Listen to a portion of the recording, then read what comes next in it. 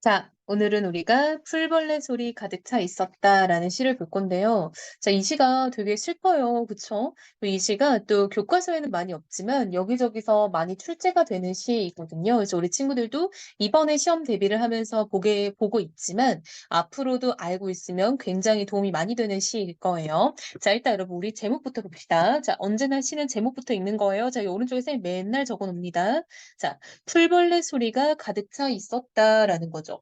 아, 과연 어떤 상황이길래 풀벌레 소리가 가득했다라고 말하는 건지 우리는 고민을 좀 해봐야 될 것 같아요. 제목이 기니까 뭔가 좀 흥미를 유발하기도 하죠. 대체 무슨 상황이길래 풀벌레 소리가 가득 차 있었지라는 생각 들 거고요. 두 번째, 여러분 소리는요. 청각적 심상이죠. 아, 뭔가 청각적인 심상으로 분위기를 만들어 놓고 시작을 하네요.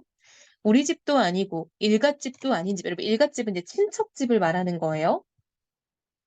고향은 더더욱 아닌 곳에서라고 여러분 보니까 이렇게 세 줄에 걸쳐서 뭔가 조금씩 조금씩 더 심화시키고 있는 거 보이죠.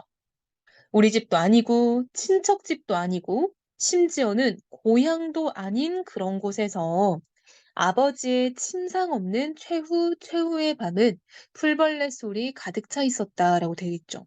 여러분 보세요.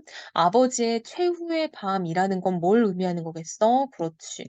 아버지의 마지막 밤, 즉 죽음을 얘기하는 거죠. 아, 이 시에서 다루고 있는 거는 아버지의 죽음이네요. 따라서 여러분 당연히 슬프겠죠. 애상적 느낌이 들 거예요. 자, 근데 여러분 침상도 없다라는 거는 뭐겠어. 그치? 가난한 어떤 당시의 형편이 드러나고 있죠. 그리고 여러분 보니까 최후의 밤도 최후라고 지금 두 번 반복을 했어요. 그쵸? 이렇게 반복을 한다라는 거는 강조의 효과가 있죠. 진짜 아버지가 마지막 밤을 보내셨구나, 돌아가셨구나라는 게 강조되는 거야. 풀벌레 소리가 가득 차 있었다라고 여러분, 제목이 지금 1년에서 바로 등장을 했죠. 저럼 보세요. 봐봐. 화자의 아버지는요, 집도 아니고 친척집도 아니고 고향도 아닌 곳에서 돌아가셨어요. 근데 그곳이 어딘가 봤더니 풀벌레 소리만 가득했대. 그러니까 뭔가 여러분 우리가 풀벌레 소리를 통해 알 수 있는 건 약간 '아 이곳이 약간 시골이구나.' 혹은 뭔가 '어떤 야외인가?' 이런 생각도 할 수 있겠죠. 즉 이런 "풀벌레 소리가 가득 차 있었다."라는 말을 통해서 아버지의 죽음의 공간이 어떤지 좀 간접적으로 제시하는 거죠. 그곳이 대체 어디길래 풀벌레 소리가 많이 들렸을까라고 간접적으로 제시가 된다. 자, 여러분 소리는 아까 말한 것처럼 청각적 심상이죠. 노령을 다니면서까지 여러분 노령은요 러시아 땅을 말해요. 우리가 일제 강점기 때는 러시아까지 인제 좀 일을 하러 다니는 사람들이 많았어요. 애써 잘해온 아들과 딸에게 여러분 잘해온은 키웠다 이런 느낌으로 보면 돼요. 키운 한마디 남겨두는 말도 없었고 여러분 즉 아빠는요 유언도 못 했대요. 즉 어때? 아버지의 죽음은 굉장히 갑작스러운 거였구나라는 걸 알 수 있었겠죠. 자 아버지의 죽음은 굉장히 갑작스럽고요. 그러니까 비극성이 고조되는 거죠. 아들과 딸에게 유언 한마디 못하고 떠나게 됐대요. 아무울만의 파전도 여러분 아무울만도 아무르만이라고 해서 러시아의 지명이에요. 그래서 실제 러시아 지명을 쓰니까 뭔가 사실적이죠. 설lun한 리코리스크의 밤도 완전히 잊으셨다. 여러분 여기도 리콜라이프스키라고 해서 어떤 러시아 도시 지명이에요. 설lun하다라는 거 약간 차갑다 이런 느낌입니다. 차가운 러시아의 밤도 완전히 잊었다. 돌아가셨으니까. 목침을 반드시 벤 채라고 지금 어떤 아버지의 죽음을 묘사하는 거죠. 다시 뜨시지 않는 두 눈에 피지 못한 꽃봉오리가 가라앉았고 즉 아버지가 어쨌든 살면서 가지고 있던 꿈이 있었을 거 아니야. 근데 이 꿈이 가라앉았다라는 거죠. 즉 아빠는 이제 살아 돌아올 수 없으니깐요. 그쵸? 어떤 비극성이 좀 느껴지죠. 얼음장에 누우신 드 지두법이네요. 손발은 식어갔다라고 해서 아버지가 이제 조금씩 싸늘해지고 있다라는 걸 알 수 있겠죠. 여러분 식었다라는 건 온도니까 우리가 촉각적 심상이라는 거 알 수 있겠죠. 입술은 심장의 영원한 정지를 가리켰다. 즉 죽음을 의미하는 거죠.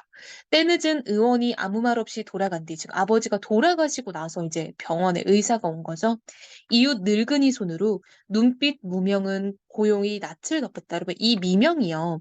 무명일 거라고 봐요. 무명이 뭐냐면 무명천 말하는 거야. 그럼 우리 시체 위에 이렇게 하얀 천 이렇게 싸는 거 알죠? 그래서 이 눈빛이라는 거는 흰빛, 눈이 하얗잖아. 흰색 빛의 무명천이 낯을 덮었다라는 거는 이제 아버지의 어떤 죽음을 시각적으로 묘사하는 거죠.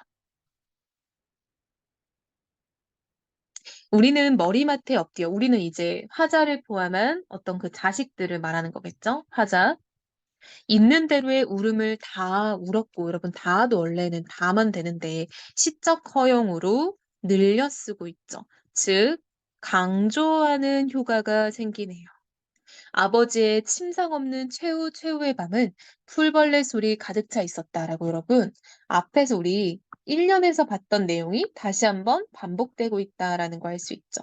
반복은 뭐다? 강조다. 반복은 뭐다? 운율 형성이다. 그래서 반복을 통해 운율과 강조의 효과가 있다라는 거 알 수 있겠죠.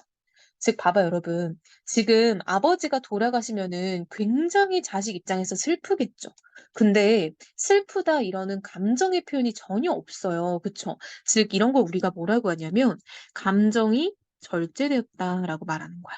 아버지가 돌아가신 상황이면 슬플 수밖에 없을 것 같은데 감정 표현이 절절하기보다는 뭔가 좀 단순하게 묘사 위주로 가고 있다라는 거 알 수 있겠죠. 즉 아버지의 죽음의 상황을 묘사함으로써 뭔가 독자에게 거리감을 두고 바라볼 수 있게 하는 효과가 있는 거죠. 그래서 뭔가 시적 화자가 이끄는 감정에 막 빠져드는 게 아니라 약간 독자 입장에서 이거를 좀 절제된 어조를 가만히 지켜봤는데 슬픔이 몰려오는 뭐 이런 느낌이다라는 거죠.